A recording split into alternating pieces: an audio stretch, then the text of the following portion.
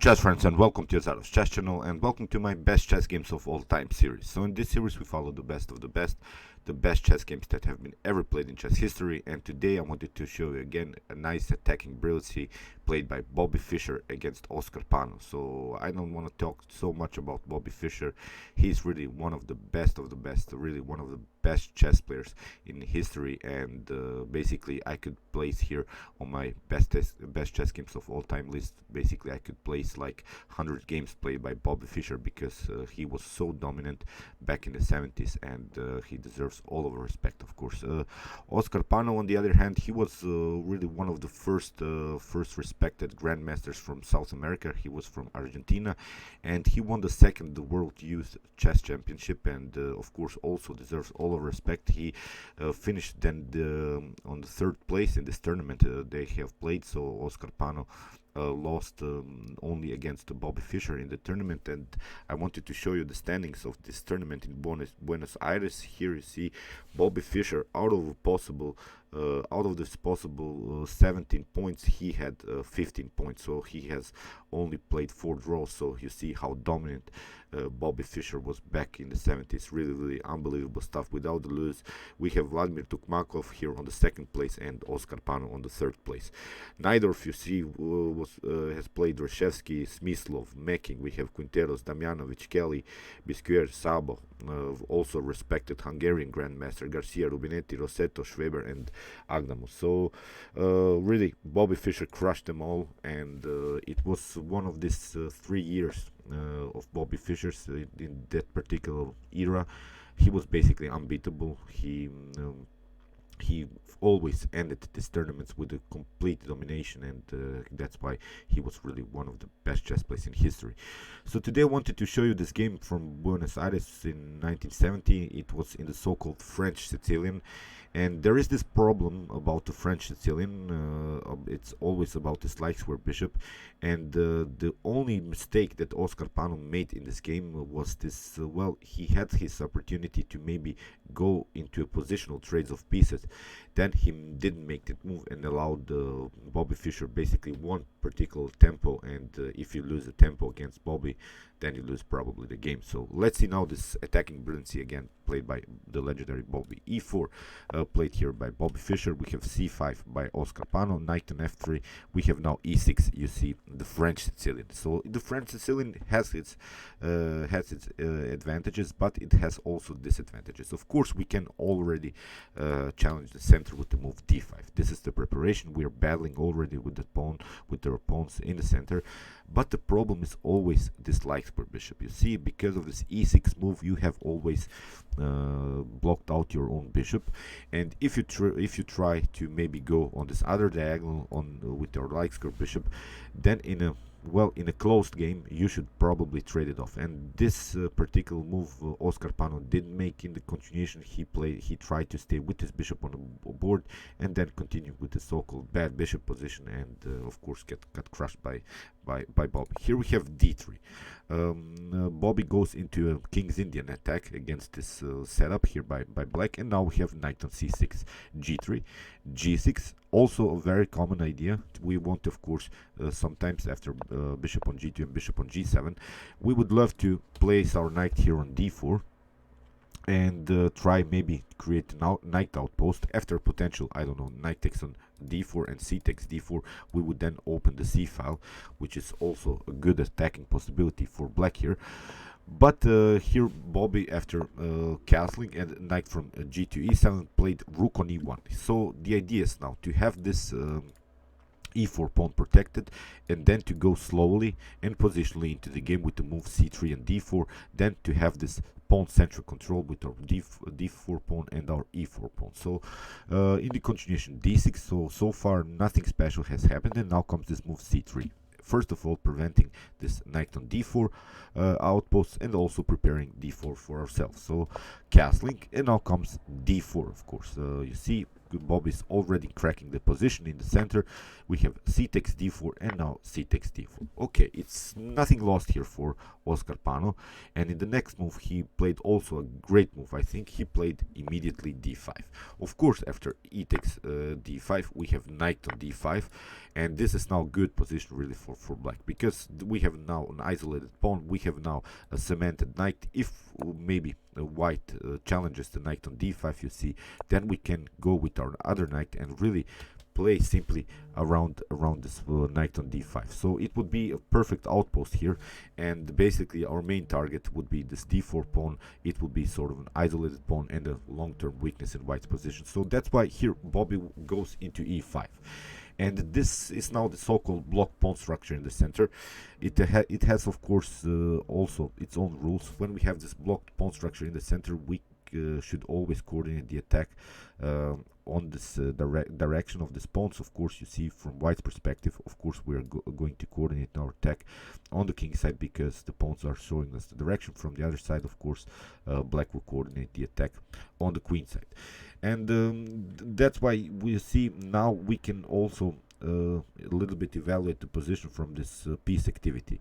This bishop has good activity, this bishop doesn't have good activity, and you see this bishop of blacks is really blocked out, and Oscar Pano will have the opportunity to trade this bad bishop for one of Bobby Fischer's knights, and he didn't make this positional trades of pieces and really got punished because of that. We have bishop on d7. You see how bad this bishop is. Of course, knight on c3. Bobby plays with his pieces on the most active squares. Knight on c3. Now rook on c8. Also, good move here by Oscar Pano, of course, getting use of this c file. Bishop on f4. Very tricky stuff already.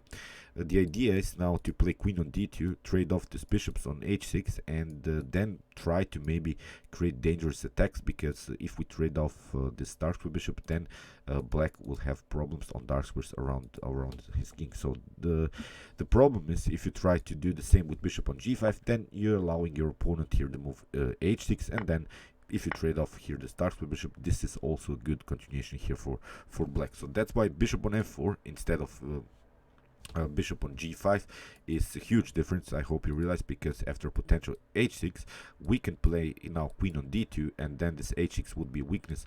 Then we can try something like h4 h5 and really crack the position on the king side. So here after e5 we have bishop on d7, knight on c3, as said, bishop on f4, and now knight on a5. And the idea, of course, of blacks is now to create an outpost on c4. So if we have the static pawn structures in the center, we would love to place some pieces on the squares that are supported by this pawn. So that's why a knight on c4 outpost would be very dangerous and hard to handle here for white. So in the continuation, rook on c1 was played, and if you try knight on c4 immediately, it's can be prevented here with queen on e2. It's very tricky. Then after potential b5, now to play b3, simply kicking away the knight, not allowing to allowing your opponent to create a space advantage on your side of the board. So we would love to kick away now this knight on c4. If knight on a3, then we can play queen on b2 attacking, and after b4 you see, although this knight is cemented, but the position is now not dynamic anymore on the queen side. And as I said, from black's perspective, we would love to create an attack on the queen side, because we have now the pawns that are showing us the direction of the attack. But now after potential b4, you see the position is really too static. Here you can simply challenge the knight, and here after knight on b5, not a problem. We can simply try a4, kicking away the knight, and simply trade off these knights, and not a problem. We would then have a weak a7 pawn, and we have connected rooks. So of course white has a better position with a better activity. Still we have some possibilities, maybe to change the direction, bishop on d2, bishop on f1, then aiming the bishops here on the queen side. So it's perfectly fine. So here after rook on c1, b5 was played. You see, first Oscar Pano prepared this knight outpost even more. He tried probably first to play the move b4 and then knight on c4, but here b3, preventing this outpost idea anyway. And now we have b4, and now comes knight on e2, and this is now a very critical moment of the game. Here after bishop on b5, you see how black has problems to develop this light square bishop, and now finally Oscar Pano has the opportunity to give up here really his bad bishop, because the bishop is, although it has a good diagonal now, it's not doing anything.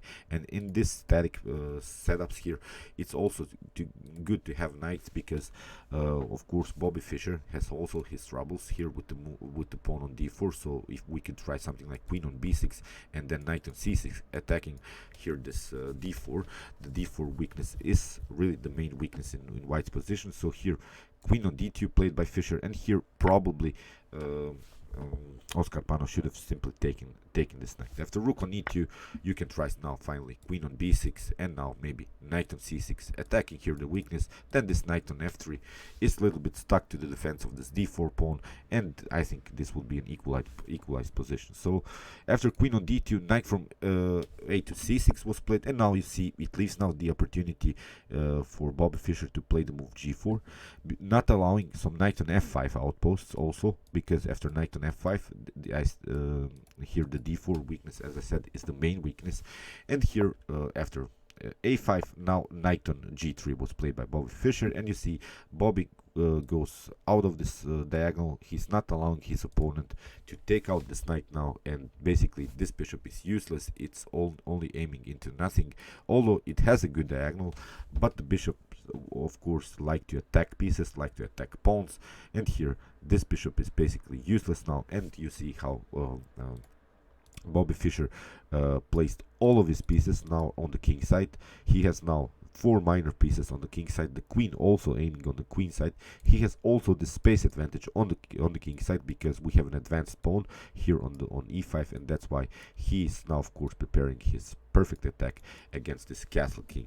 So you see, after queen on b6, of course Oscar Pano is trying to attack this d4 weakness, but it's a little bit too late. I think here h4 simply played by Bobby, simply continue to attack. And the problem is you cannot anymore play the move h5. You would love to do that to create a certain staticity here on the king side, but of course this h5 is twice attacked now, and that's not possible, because here you see Oscar Pano allowed Bobby Fischer to go with this knight on g3. So in the game after h4 we have knight on b8. You see the black doesn't know what to do anymore with his pieces. Here bishop on h6, knight on d7. It is a good defensive setup, because we want to place our knight here on f8 and protect the h7. But here Bobby simply played queen on g5, not a problem. If you try f6, again, not such a brilliancy here, because here we have e takes f6. After bishop takes an f6, we can place simply queen on e3 and attack this e6 weakness, and this would be also very hard to handle here for black. So after queen on g5, rook on c1 was played, rook takes on c1, now bishop on h6, queen takes on h6, and now rook on c8. Oscar Pano is preparing to simplify the position. Rook takes on c8, knight takes on c8, and now h5.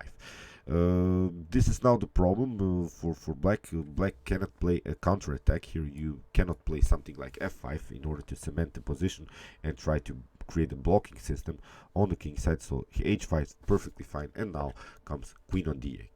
The knight on g5, here of course knight on f8 has to be played, and because in the next move you're going to be checkmated, or you have to give up the queen. So that's why knight on f8.